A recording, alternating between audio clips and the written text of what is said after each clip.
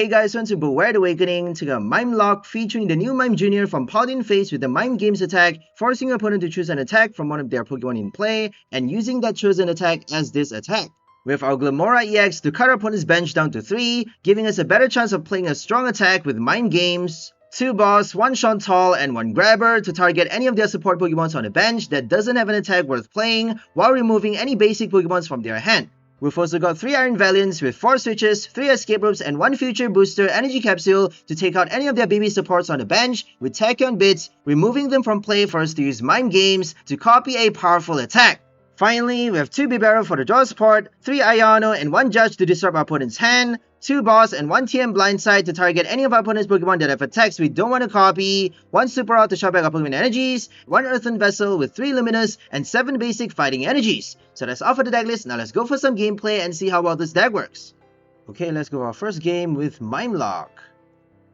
We're up against Miraidon for our first game, and they're actually playing Flaffy, so we have to focus on removing that from play for us to do Mime Games, copying either Miraidon's attack or Iron Hands. Like whatever they have in play, obviously your opponent gets to choose though. They get to choose what attack that you are using.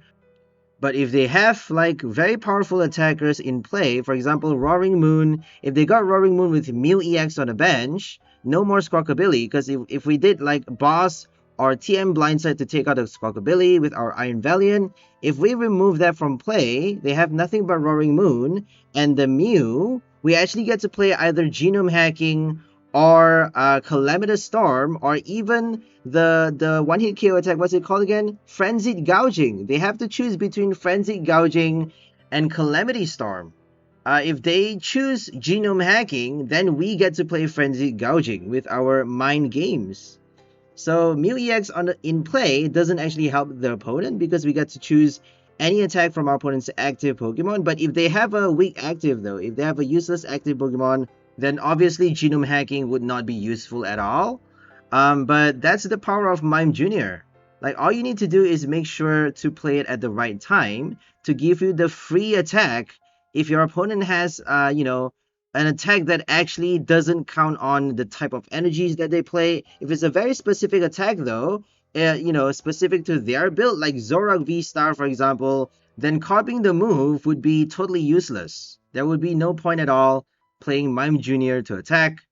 But in general though, like if they play Charizard EX or Roaring Moon, or as with this match Miraidon, then we actually get to do significant damage or significant knockouts with Mime Jr, a 30 HP baby Pokemon. I think I've mentioned this before in a previous video. Baby Pokemon should have a rule box that says your opponent is not allowed to take any prize card if they knock you out. Like baby Pokemons are usually quite terrible. They have terrible attacks. Even though it's 0 energy cost, the attack is actually not really useful most of the time. Like Cleffa and Mantike, most of the time they're not really that powerful. It's meant to be that way just because it's a baby Pokemon. There should be a new tool card or a stadium card that denies your opponent from drawing any prize cards if they knock out your pre-evolution Pokemons. That would be so cool. Like we had Life Dew for Black and White, and then we got Shedinja with the Vessel of Life ability that allows you to transform it into a tool card and attach it to any one of your other Pokemon. And then if your opponent does knock out that Pokemon with the Shedinja tool attached, they draw 1 fewer prize card for it.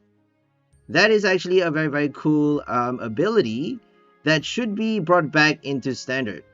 But I guess we do have the baby Glimmora with an ability that denies our opponent from taking any prize cards if it is knocked out. And Spinda as well. We had Komala, Trevenant, and Jinx for Sword and Shield. Now we're getting Glimmora with Spinda.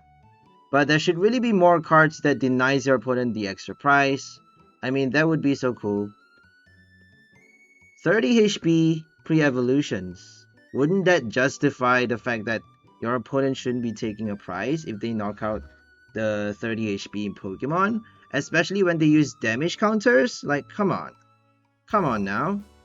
Believe it or not, the very first pre-evolutions for the TCG actually had a ruling that says if your opponent tries to attack this baby Pokemon, they have to flip a coin, and if it's tails, their turn ends without the attack.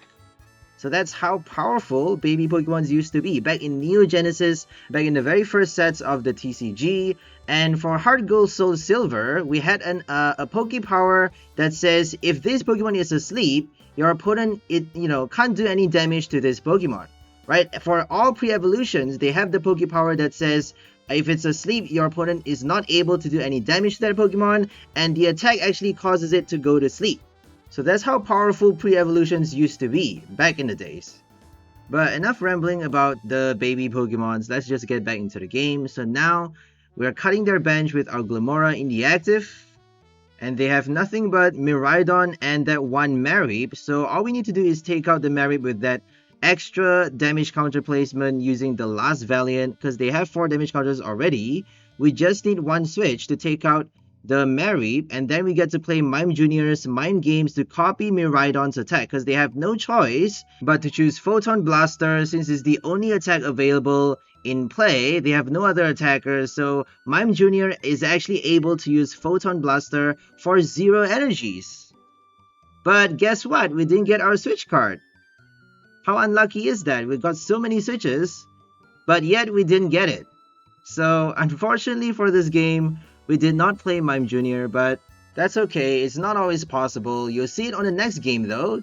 You get to watch our Mime Jr. in action on the next game and also on the last game against Meowscarada EX, so stay tuned. Until then, I think I'm just gonna end the voiceover right here and leave you guys to focus on the game. Today we have for you our Glimmora EX with Iron Valiant, cutting our opponent's bench down to only the necessary attackers so that they have nothing but powerful attacking Pokemons in play for us to copy their attack with our Mind Games using the new Mime Jr. from Paldean Fates. So that's all for this one. Hope you guys enjoyed it. We'll see you next time. Have a great day and bye from the people. Enjoy your life.